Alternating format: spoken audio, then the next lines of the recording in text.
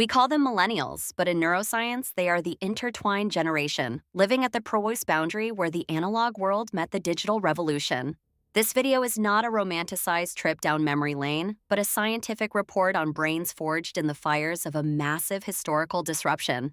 They represent a unique neurological case study, possessing a cognitive flexibility that may never be replicated again in the history of human evolution. These children grew up in a world where physical presence was mandatory and information was something you had to actively seek out and find. The sudden shift from tangible reality to the early digital frontier created a brain structure capable of navigating two vastly different modes of existence. Watch closely as we map the neural pathways of resilience, explaining why this specific generation handles technological chaos with a surprising, quiet strength. Our goal is to understand the cognitive mechanics of adaptation. This isn't about being old-fashioned, it's about the evolution of superior cognitive control. At the core of this generation's strength is the development of cognitive flexibility, the ability to switch between deep focus and rapid information processing. They serve as a living bridge, translating the patience of the old world into the high-speed demands of our current hyper-connected digital reality. By analyzing their brain's dual boot system, we can learn how to protect our own mental health in an age of constant digital distraction. Let us explore the analog foundation that built the most resilient minds in history, starting with the quiet power of waiting and observation. In the analog era, boredom was a frequent companion. Without smartphones to fill the gaps, the brain was forced to look inward for stimulation. This environment of slow stimulation was a training ground for the prefrontal cortex, the area responsible for impulse control and long-term planning. Waiting a full week for the next episode of a favorite show wasn't just a frustration. It was a lesson in delayed gratification and patience. The absence of GPS meant that children had to build internal mental maps, navigating the physical world using landmarks, memory, and spatial awareness. Physical risks and minor injuries were common, teaching the brain how to assess danger and recover from small setbacks without digital intervention. Independence was earned through trial and error. This autonomy helped foster a sense of self-efficacy that remains a core trait of the intertwined generation. When there was nothing to do, the brain activated the default mode network, a state where creativity and self-reflection are most active and fertile.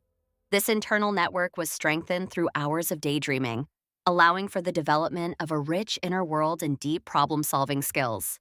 Executive function was ran lean through the sheer necessity of waiting, building a high threshold for frustration and an ability to stay calm. Dopamine in the analog world was released in slow, sustainable waves, quite unlike the sharp, addictive spikes triggered by modern social media notifications.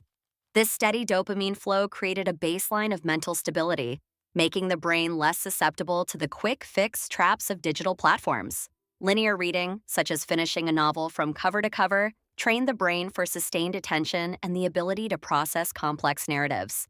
Long-term projects without instant feedback built a foundation of grit, a psychological trait that is now recognized as a key predictor of success. The environment of the past was structured by silence and physical boundaries, providing the neural architecture necessary for deep, uninterrupted thought processes. This analog foundation was the hardware upon which the digital shock would soon land, creating a uniquely powerful and adaptable hybrid mind. Then came the digital shock. The screeching sound of the dial-up modem signaled the end of isolation and the beginning of a new era.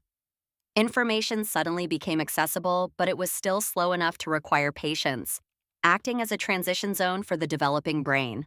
During their critical adolescent years, the intertwined generation began to experiment with digital identity, using platforms like Yahoo Messenger and early blogs.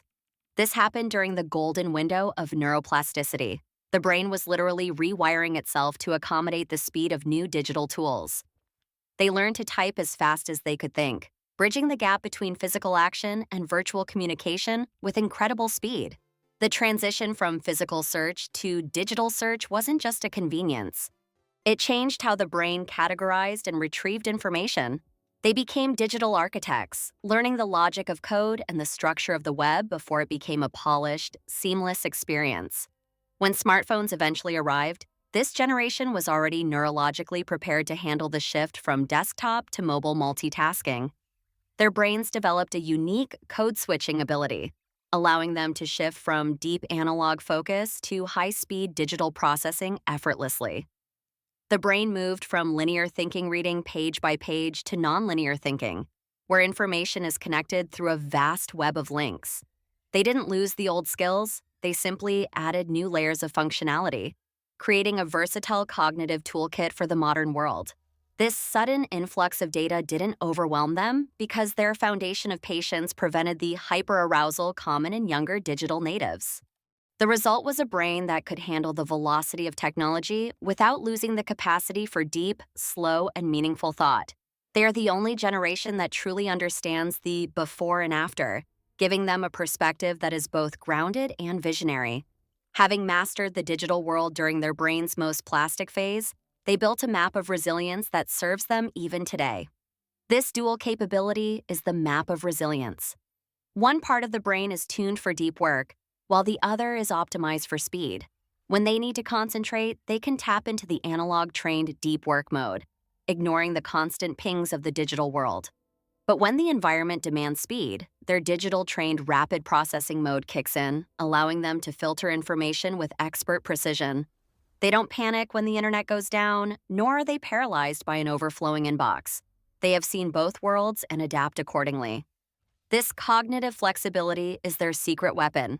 Their brain acts as a universal translator between the slow past and the fast-paced future. Think of their mind as a high-end operating system that can run legacy software from the 90s alongside the most demanding modern applications. They value tangible results in physical reality, which provides an anchor that prevents them from getting lost in the digital void. This hybrid nature allows for a level of problem-solving that is both thorough and efficient, blending old-school logic with new-world tools. Their amygdala, the brain's emotional center, has been tempered by a childhood where social approval wasn't measured in likes and shares. They are naturally more resistant to the algorithmic manipulation that drives anxiety in younger generations, thanks to their solid offline self-identity. When the digital world becomes too loud, they have a mental sanctuary to retreat to, a place built on years of analog silence. This is why the intertwined generation is often called the most resilient. They bend with change but do not break under pressure. They bring a sense of stability to modern workplaces, acting as the cool-headed leaders in times of rapid technological or social transition. They understand that not every notification requires an immediate reaction, preserving their mental energy for what truly matters in their lives. Their resilience is a lighthouse in the digital storm, showing us that it is possible to be connected without being consumed by technology. If you often find yourself seeking silence, know that this is not a weakness. It is your brain's way of returning to its roots. The intertwined generation often feels a deep need for the natural world, a physiological craving for the slow rhythms of the analog era. Choosing to disconnect is a sign of high-level emotional regulation. It means you prioritize your internal peace over the digital noise of others. Your brain was trained to find comfort in tangible things: the weight of a book, the feel of the wind, the sound of rain. Do not mistake your preference for quiet for a lack of ambition. It is an adaptation that keeps you sane in an insane world. By regulating your exposure to information, you are protecting the very neural pathways that allow you to think deeply and creatively. This generation often prefers meaningful depth over shallow breadth, choosing a few close friends over 1,000 distant digital followers. The amygdala stays calm because it knows how to find security in things that are real, physical, and enduring through the passage of time. Grounding yourself in the physical world is a therapeutic technique you've practiced naturally since childhood, long before it became a popular wellness trend. There is healing in the tangible. Holding an object in your hands provides sensory feedback that a screen simply can never hope to replicate. You are masters of presence. When you are with someone, you are truly there, a rare and precious gift in today's fragmented digital landscape. Your internal peace is a shield. It allows you to process the world's chaos without letting it penetrate your core identity or mental health. Embrace your need for the offline. It is the source of your resilience and the key to your long-term emotional and mental well-being. The intertwined generation is more than just a group of people. They are the living translators of human history's greatest technological shift. You carry the wisdom of the old world and the skills of the new, making you uniquely qualified to lead us into an uncertain future. You are the ones who will teach the next generation how to stay human in a world that is becoming increasingly dominated by artificial intelligence. You are the bridge. You are the proof that we can evolve without losing our souls and adapt without losing our deep sense of focus. Be proud of your unique brain. You didn't just survive the transition between centuries, you evolved into something truly remarkable and incredibly strong.